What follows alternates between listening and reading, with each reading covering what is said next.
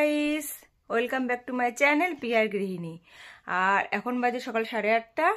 আর আমার ছেলে স্কুলে বিবেকানন্দ সাজবে, এই কারণে আমি তাড়াতাড়ি করে রেডি করিয়ে দিয়েছি। মানে বিবেকানন্দ সাজিয়ে রেডি করেনি, এমনি সোয়েটারটা পরে রেডি করে দিয়েছিল, বাবা নিয়ে চলে গেছে।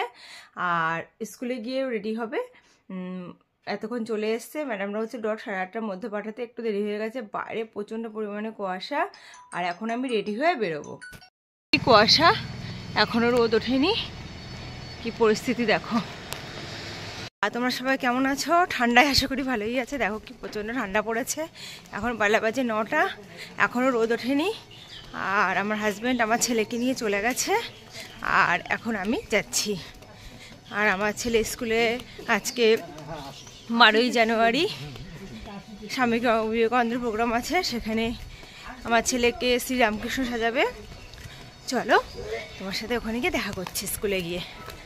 ভিডিওর প্রথমেই তোমাদের বলেছিলাম যে ওকে স্বামী বিবেকানন্দ সাজানোর কথা ছিল, কিন্তু ম্যাডামরা পরে আমাকে ফোন করে জানালো ওকে রামকৃষ্ণ সাজালে বেশি ভালো লাগবে। তাই বললাম তাই সাজাও, কিন্তু ঠান্ডা প্রবলেমটা আছে ওর, যেহেতু ঠান্ডায় আমার একটা টেনশন হচ্ছিলো, সেরকম কিছু প্রিপারেশন আনিনি। ম্যাডামরা বলে ব্যবস্থা করে দেবো, কোনো টেনশন নেই। আর দেখো এখানে শারদা মাকে সাজানো হচ্ছে, আর এই যে আমার ছেলে বসে রয়েছে। আর বিবেকানন্দর মেকআপ কমপ্লিট হয়ে গেছে, আর এবার আমার ছেলেকে বসানো হয়েছে। প্রচণ্ড পরিমাণে নড়াচড়া করছিল মেকআপ করার সময়।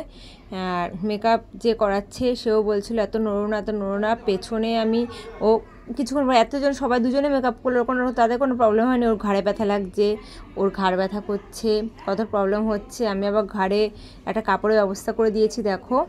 তারপরে সেটাও বারবার ফেলে দিচ্ছে, বারবার তুলছি। আর কি করব, এত দুষ্টু বাচ্চা হলে আর কিছু করার নেই, মাদের ম্যানেজ করতে হয় অনেক কষ্টে। যাই হোক দেখো মেকআপ অনেকটাই হয়ে গেছে। আর সামনে থেকে আমি মুখটা চিনতেই পারছি না, পুরো বয়স্ক দাদুদের মতো লাগছে, যেহেতু শ্রীরামকৃষ্ণের পাঠ করছে।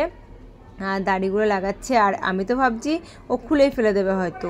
শুধু বারবার বলছে আমার নাক সুরসুর করছে, আমার কান সুরসুর করছে, এই প্রবলেম।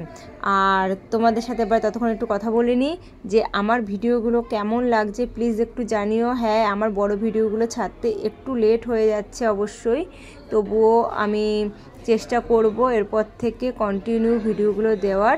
আমার কিছু এই পারিবারিক প্রবলেমের জন্য একটু লেট হচ্ছে, যেহেতু তোমরা সবাই জানো আমার বাড়িতে কাজ চলছিল এই কারণে। আর আমার ছেলের মেকআপ অলরেডি রেডি হয়ে গেছে, দেখো পুরো মুখটা দেখে বোঝা যাচ্ছে, পুরো অন্যরকম লাগছে না, তাই না?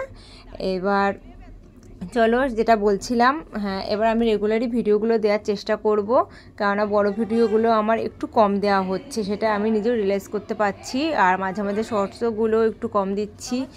পার ডে যেহেতু 2-3টে করে শর্টস দেওয়ার কথা আমার, সেখানে আমি কখনো কখনো একটাও দিচ্ছি। সময় মেনটেন করে উঠতে পারছি না। আসলে কথা আমি এত ঘুমাই প্রচণ্ড পরিমাণে, সকালে ঘুম থেকে উঠতেই লেট হয়ে যাচ্ছে, যে কাজ বাজে লেট হয়ে যাচ্ছে।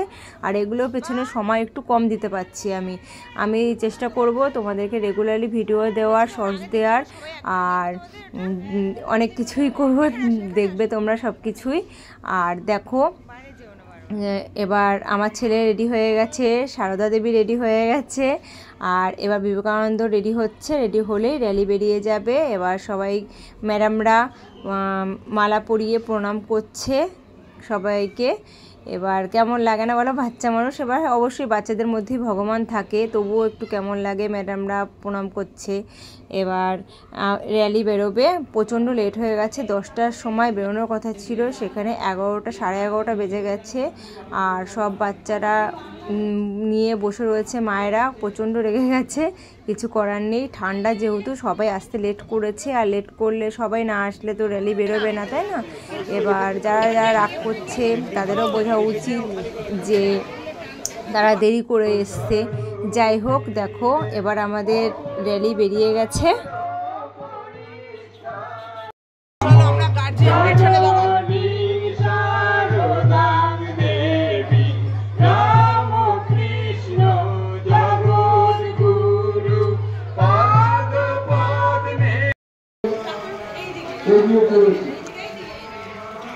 আপনারা আমাদের সঙ্গে এই শোভাযাত্রায় সামিল হতে পারেন, আমরা সকলকে আহ্বান জানাচ্ছি।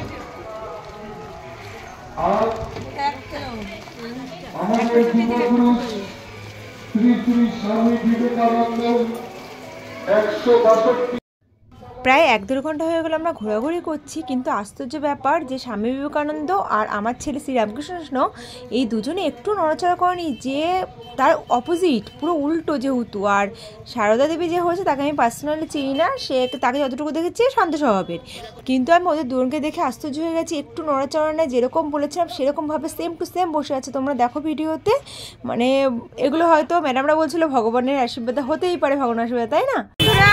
আজকে আমার ছেলের স্কুলে বিবেকানন্দ রামকৃষ্ণ মন্দির স্কুল থেকে যে স্বামী বিবেকানন্দের 165তম জন্মদিবস উপলক্ষে এই র্যালি বেরিয়েছে। দেখো তোমাদের সাথে শেয়ার করছি। ছেলের জন্য ছেলের সাথে ছিলাম, এই কারণে বান্ধবীর সাথে কোনো ফটো তোলা হয়নি। এই আমার বান্ধবীরা কি সুন্দর, হাই করে দাও একবার বান্ধবীদের।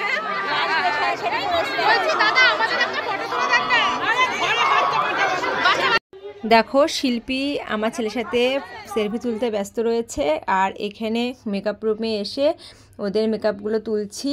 এবার চুলে যেহেতু ওই ফলস চুলগুলো লাগিয়েছি সেগুলো তুলতে একটু অসুবিধা হচ্ছে, আর গালের আঠাগুলো নিয়ে খুব টেনশনে রয়েছি, কেন গালের আঠাগুলো উঠছে না। ম্যাডামরা বললো একটু নারকেল তেল দিয়ে রাখতে।